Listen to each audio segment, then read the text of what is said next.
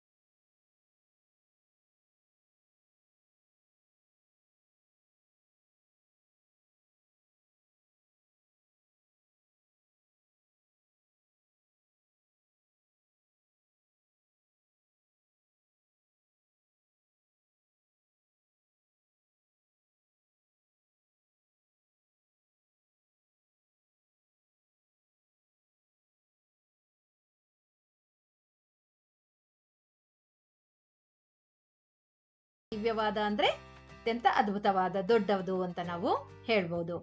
ಶ್ವೇತ ವಸ್ತ್ರ is equal to ಶ್ವೇತವಾದ plus ವಸ್ತ್ರ. ಶ್ವೇತ ಅಂದ್ರೆ ಬಿಳಿ ಅಂತ ಅರ್ಥ, ವಸ್ತ್ರ ಅಂದ್ರೆ ಬಟ್ಟೆ, ಬಿಳಿಯ ಬಟ್ಟೆ ಅಂತ ಅರ್ಥ. ಪೀತಾಂಬರ ಇಸ್ ಈಕ್ವಲ್ ಟು ಪೀತವಾದ ಪ್ಲಸ್ ಅಂಬರ.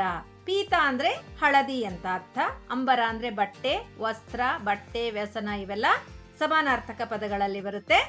ಅಂಬರ ಅನ್ನುವಂಥದ್ದು ಬಟ್ಟೆ, ಹಳದಿಯ ವಸ್ತ್ರ ಅಥವಾ ಹಳದಿಯ ಬಟ್ಟೆ ಅಂತ ನಾವು ಹೇಳ್ತೇವೆ. ಬೃಹದ್ ವೃಕ್ಷ, ಬೃಹತ್ತಾದ, ಬೃಹತ್ ಅಂದ್ರೆ ದೊಡ್ಡ, ಬೃಹತ್ ಅಂದ್ರೆ ದೊಡ್ಡ, ದೊಡ್ಡದಾದ ವೃಕ್ಷ, ವೃಕ್ಷ ಅಂದ್ರೆ ಮರ. ಮತ್ತವಾರಣ ಇಸ್ ಈಕ್ವಲ್ ಟು ಮತ್ತವಾದ ಪ್ಲಸ್ ವಾರಣ. ವಾರಣ ಅಂದ್ರೆ ಆನೆ, ಮತ್ತವಾದ ಅಂದ್ರೆ ಮದಿಸಿದ ಆನೆ, ಮದ ಬಂದ ಆನೆ ಅಂತ ನಾವು ಹೇಳ್ತೇವೆ. ನೀಲ ಶರದಿ, ನೀಲವಾದ ಅಂದ್ರೆ ನೀಲಿ, ಶರಧಿ ಅಂದ್ರೆ ಸಮುದ್ರ, ನೀಲಿಯ ಸಮುದ್ರ. ನೀಲ ಶರಧಿ ಇಸ್ ಈಕ್ವಲ್ ಟು ನೀಲವಾದ ಪ್ಲಸ್ ಶರಧಿ. ಮೇಲಿನ ಉದಾಹರಣೆಗಳಲ್ಲಿ ಮಕ್ಕಳೇ ನೀವು ನೋಡ್ತಾ ಇದ್ದೀರಿ, ಇಲ್ಲಿ ಹಿರಿದು ಮತ್ತು ಬಿಳಿಯ, ಬೃಹತ್, ದಿವ್ಯ, ಕೆಚ್ಚನೆ ಇವು ವಿಶೇಷಣಗಳಾಗಿವೆ. ಮರ, ಮುಗಿಲು, ಬಾಗಿಲು ಮುಂತಾದವು ಇಲ್ಲಿ ವಿಶೇಷವಾಗಿವೆ. ಹಾಗಾಗಿ ವಿಶೇಷಣ ಮತ್ತು ವಿಶೇಷಗಳಿಂದ ಕೂಡಿರುವಂತಹ ಪದಗಳನ್ನ ನಾವು ವಿಗ್ರಹ ವಾಕ್ಯ ಮಾಡಿ ಕೂಡಿಸಿ ಬರೆದಾಗ ಅದು ಕರ್ಮಧಾರೆಯ ಸಮಾಸವಾಗಿ ಬದಲಾಗುತ್ತದೆ. ಹಾಗಾಗಿ ವಿಶೇಷಣ ಮತ್ತು ವಿಶೇಷದಿಂದ ಕೂಡಿರುವಂತಹ ಪದಗಳಿದ್ದರೆ ಅದನ್ನು ನಾವು ಕರ್ಮಧಾರೆಯ ಸಮಾಸವೆಂದು ಗುರುತಿಸುತ್ತೇವೆ.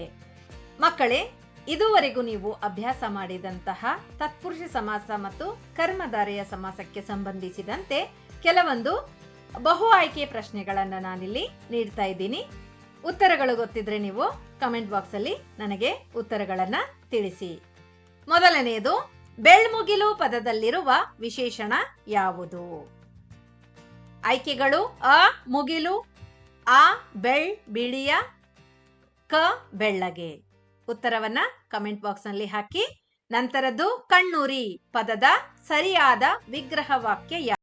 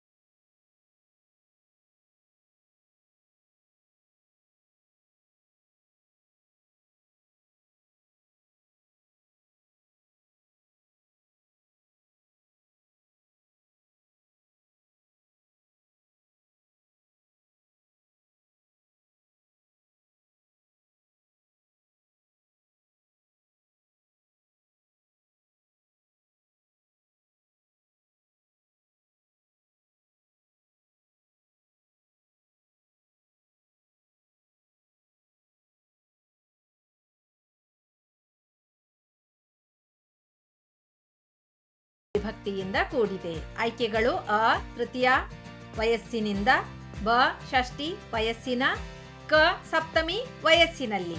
ಇಲ್ಲಿ ಯಾವ ವಿಭಕ್ತಿ ಪ್ರತ್ಯಯ ಸೇರಿದೆ?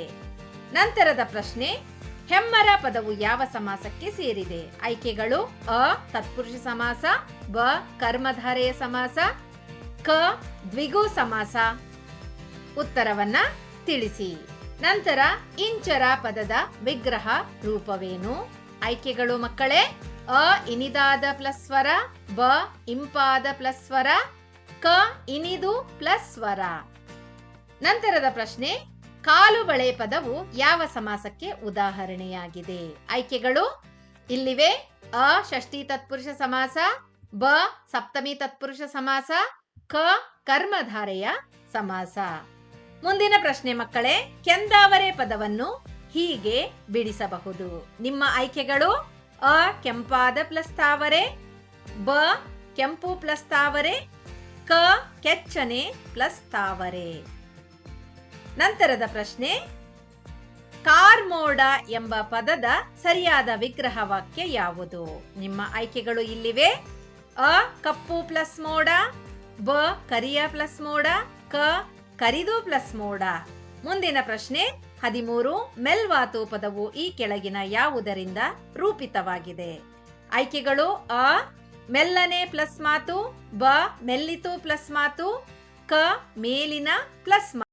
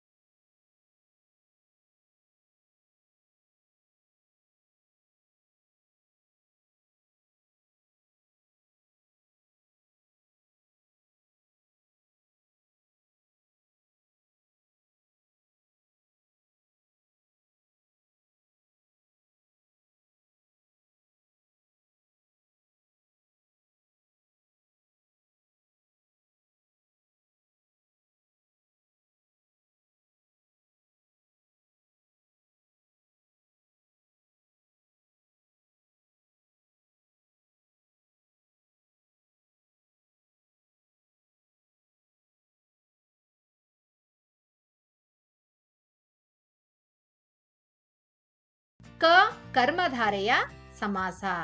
ಮುಂದಿನ ಪ್ರಶ್ನೆ, ಪುರುಷೋತ್ತಮ ಪದದ ವಿಗ್ರಹ ವಾಕ್ಯ ಯಾವುದು? ಅ ಪುರುಷರಲ್ಲಿ ಪ್ಲಸ್ ಉತ್ತಮ, ಬ ಪುರುಷರ ಪ್ಲಸ್ ಉತ್ತಮ, ಕ ಪುರುಷನಿಂದ ಪ್ಲಸ್ ಉತ್ತಮ. ಉತ್ತರಗಳನ್ನ ಕಮೆಂಟ್ ಬಾಕ್ಸ್ ನಲ್ಲಿ ಮರೆಯದೆ ತಿಳಿಸಿ.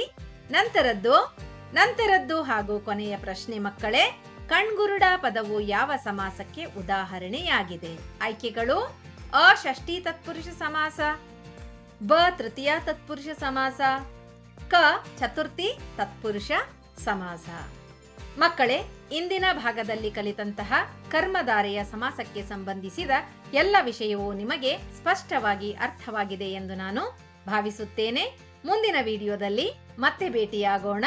ನನ್ನ ಚಾನೆಲ್ ನಿಮಗೆ ಇಷ್ಟವಾಗಿದ್ದಲ್ಲಿ ಲೈಕ್ ಮಾಡಿ, ಕಮೆಂಟ್ ಮಾಡಿ, ಶೇರ್ ಮಾಡಿ. ಇದರಿಂದ ನನಗೆ ಮತ್ತಷ್ಟು ಹೊಸ ವಿಡಿಯೋಗಳನ್ನು ತೆಗೆಯಲು ಸ್ಫೂರ್ತಿ ಸಿಗುತ್ತದೆ ಎಂದು ಹೇಳುತ್ತಾ ಧನ್ಯವಾದಗಳು.